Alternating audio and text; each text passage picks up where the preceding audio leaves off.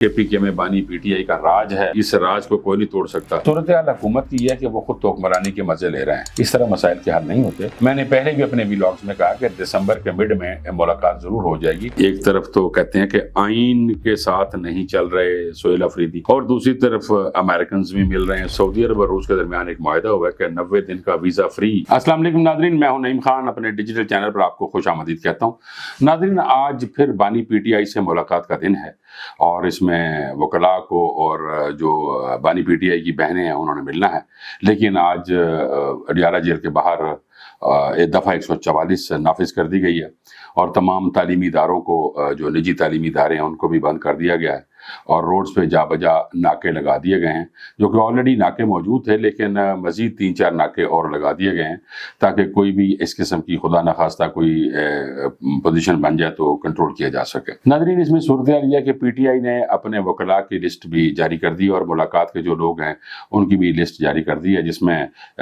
6 وکلاء ہیں، ان کی جو لسٹ ہے وہ جاری کی گئی ہے، اور فہرست میں chairman P T I barrister Gohar Khan, Salman Akram Raja اور بیرسٹر سلمان صفدر کا نام شامل ہے، جبکہ علی زمان، سردار نبی اور طلعت محمود کے نام بھی شامل کیے گئے ہیں۔ بانی پی ٹی آئی کی بہنیں بھی آج اڈیالہ جیل پہنچ رہی ہیں، اور جب تک میں یہ ویلاگ ریکارڈ کر رہا ہوں تب تک تو نہیں پہنچی تھی، اور وہ پہنچ رہی ہیں۔ جناب سہیل افریدی صاحب بھی وہاں پہ پہنچ رہے ہیں، اور تمام اراکین صوبائی اور جو قومی اسمبلی ہیں ان کو بھی وہاں پہ پہنچنے کی ہدایت کی گئی، یعنی اڈیالہ جیل پہنچنے کی ہدایت کی گئی ہے۔ اڈیالہ جیل کے باہر سیکیورٹی بڑی سخت کر دی گئی ہے، اور تمام جو مذہبی اجتماعات ہیں یا کوئی باقی بھی جو صورتحال اس تمام پر پابندی عائد کر دی گئی ہے، اور دفعہ 144 جیسا کہ میں نے پہلے بتایا کہ وہاں عائد کر دی گئی ہے۔ دفعہ 144 کے نفاذ کے بعد آئی جی اسلام آباد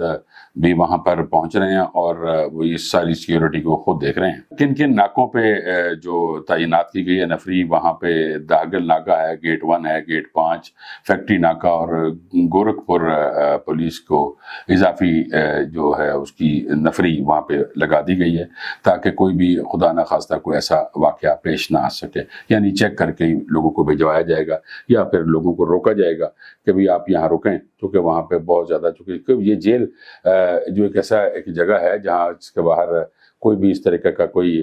کٹ جسے کہتے ہیں وہ نہیں ہونا چاہیے، یعنی کچھ چند لوگ تو ہونے چاہیے، لیکن اگر ہزاروں میں لوگ اکٹھے ہونا شروع ہو جائیں تو پھر واقعی سیکیورٹی کا مسئلہ بن جاتا ہے۔ اڈیالہ جیل پر 700 جو سیکیورٹی اہلکار ہیں ان کو نافذ کیا گیا، اور یہ کہا گیا ہے کہ اگر ضرورت پڑی تو پھر جیل کی جو سیکیورٹی ہے اس کو بھی بلایا جائے گا، اور اس کو بھی کہا جائے گا کہ وہ بھی معاملات کو دیکھیں۔ ناظرین، اس ضمن میں اسلام آباد ہائی کورٹ میں وکلاء گئے، اور انہوں نے جا کر وہاں یہ کہا جو ہمارے بانی ہیں ان کے کیسز کو کیوں نہیں لے رہے، اور باہر جو لیڈران تھے ہائی کورٹ کے باہر وہ سراپا احتجاج تھے، اور احتجاج کر رہے تھے، اور نعرے بازی عروج پر تھی۔ ناظرین، جب قیادت نکلتی ہے تو لازمی بات ہے جو کارکن ہیں وہ بھی نکلتے ہیں، اور جب قیادت وہاں پہ موجود ہوگی تو لازمی بات ہے کہ جب یہ کال دے دی جائے کہ بھائی آپ تمام لوگ، یعنی ممبر صوبائی اسمبلی اور قومی اسمبلی کے علاوہ عام جو کارکن ہیں وہ بھی آ جائیں، تو قیادت کے کہنے کے اوپر لازمی بات ہے کہ وہاں پہ لوگ اکٹھے ہو جاتے ہیں، اور اکٹھے ہو کے کوئی بھی خدا نخواستہ کوئی ایسا بات ہو سکتی ہے۔ لیکن سہیل افریدی اس معاملے میں نے یہ دیکھا ہے کہ سہیل افریدی بہت ایک منظم آدمی ہے، اور وہ کس طرح کا منظم طریقے سے لے کر چل رہے ہیں، اور وہ جو اس وقت جو صورتحال پیدا ہو گئی ہے کہ بھائی وہاں پہ کے پی کے میں گورنر راج لگا دو، اور چونکہ یہ سہیل افریدی قانون کے حساب سے صحیح کام نہیں کر رہے، آئینی حساب سے صحیح کام نہیں کر رہے، تو سہیل افریدی یہ کر رہے ہیں کہ منظم ہونا چاہیے معاملے کو، اور خدا نخواستہ کوئی ایسا نہ، ٹھیک ہے اپنی پاور تو شو کرتا ہے ہر کوئی بندہ کہ ہماری پاور ہے، ابھی تو صرف ہم نے کہا ہے، اگر بانی پی ٹی آئی کا اگر یہ کال آ گئی تو پھر تو بہت سارے لوگ اکٹھے ہو جائیں گے، لیکن منظم کرنا اور منظم طریقے سے رہنا یہ سہیل افریدی کا یہ ایک بہت اچھا سٹانس ہے، اور میں نے یہ دیکھا کہ سہیل افریدی بہت اچھے طریقے سے تمام لوگوں کو لے کر چل رہے ہیں۔ ناظرین، اس موقع پر میں نے یہ دیکھا کہ حکومت کچھ زیادہ ہی پریشان ہو گئی ہے کہ یہ آج کیا ہوگا اور کیسے ہوگا، تو اسی لیے انہوں نے یہ اتنے سارے ناکے بنا دیے، اور ساتھ ہی پولیس کی نفری بڑھا دی، اور ہر بندے کو روکا جائے گا، اور اس کی تلاشی لی جائے گی، اور پوچھا جائے گا کہ بھائی کیا کرنا ہے تو اور کہاں جانا ہے، تو وہ ڈیفینیٹلی بتائیں گے جی ہمارے لیڈران نے ہمیں بلایا ہے۔ نہیں، ہر سیاسی پارٹی جو سی ہے جب بھی کسی کا کوئی لیڈر بلاتا ہے تو ہر سیاسی پارٹی کے کارکنان اور ان کے جو ممبر صوبائی اور قومی اسمبلی ہوتے ہیں وہ جاتے ہیں،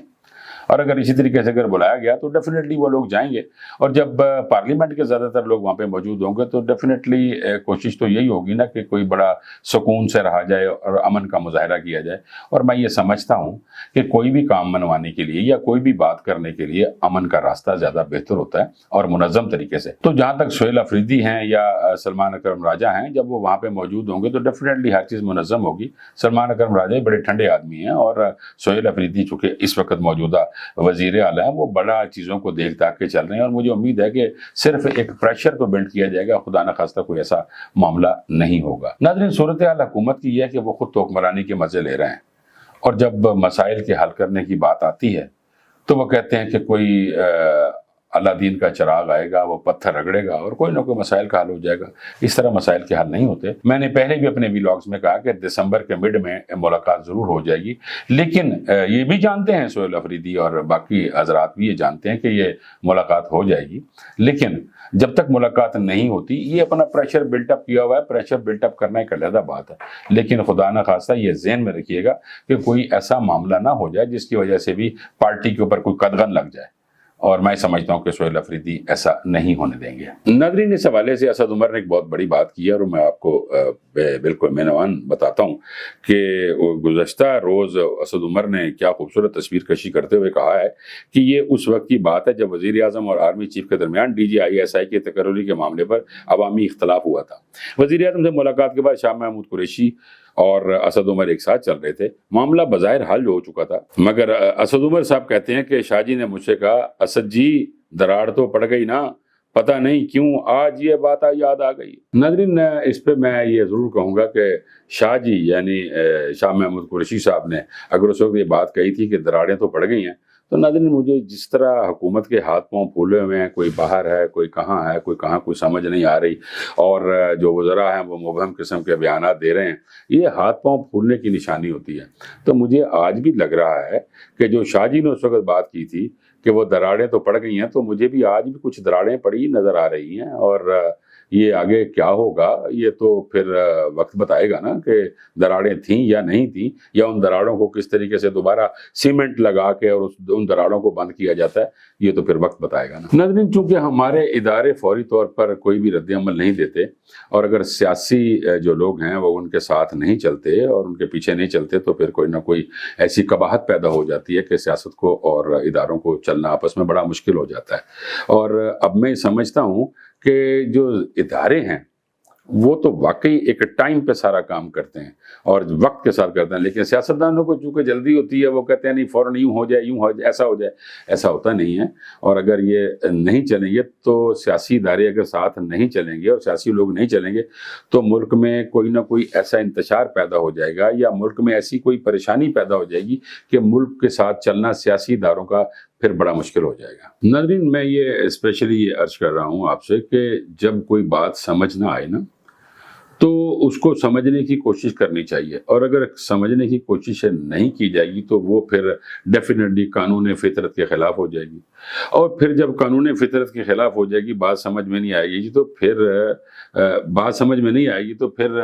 ہوگا کیا کہ پھر وہ سارے یک رنگ ہو جائیں گے، اور جب یک رنگ ہو جاتے ہیں تو پھر بیزاری سی پیدا ہو جاتی ہے، اور پھر اس دنیا سے واقعی بندے بیزار ہونا شروع ہو جاتے ہیں۔ ناظرین، اس وقت سہیل افریدی صاحب کی ٹون کو سمجھنا بہت ضروری ہے۔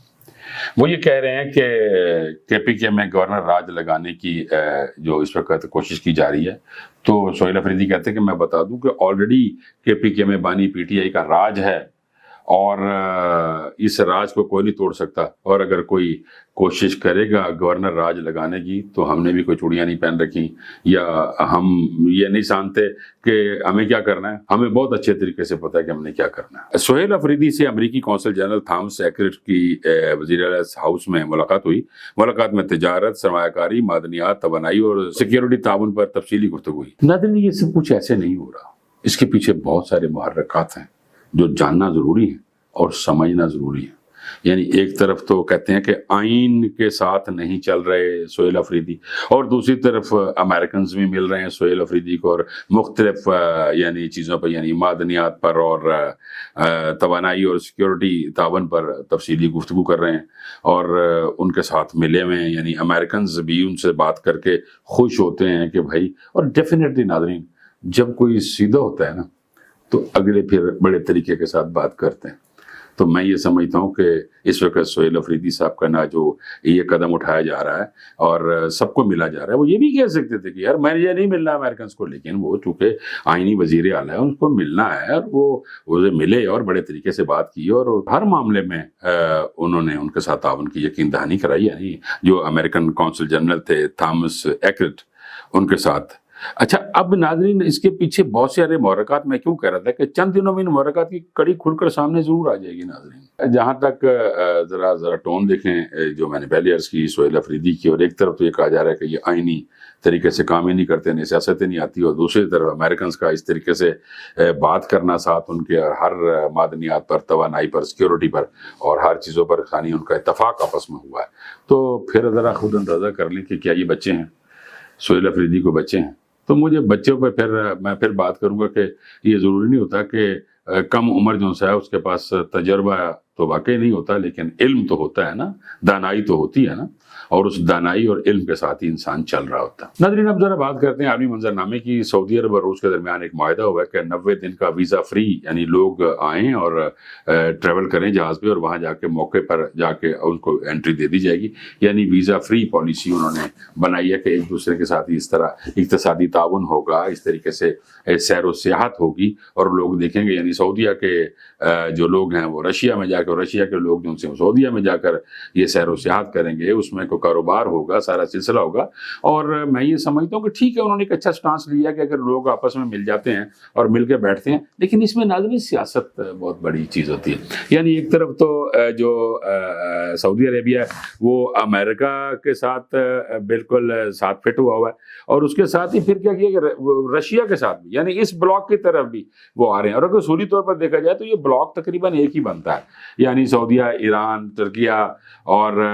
پاکستان، افغانستان ہے، اس میں پھر یہ جو چائنا ہے، رشیا ہے، انڈیا ہے، یہ سارا ایک بلاک بنتا ہے. پھر یہ دیکھیے یہ اچھا سٹانس لیا گیا کہ یار واقعی اس طریقے سے اگر ہم چلتے ہیں، اور اگر آپس میں تمام دونوں نیشنز جو ہیں وہ اگر آپس میں ملتی ہیں تو اس سے بہت زیادہ فائدہ ہوگا، اور عالمی منظرنامے پر یعنی عالمی سیاست میں بھی بہت ایک گہرا اثر پڑے گا. ناظرین اگر اس طرح کے معاہدے ہوتے رہیں گے تو امن پیدا ہوگا.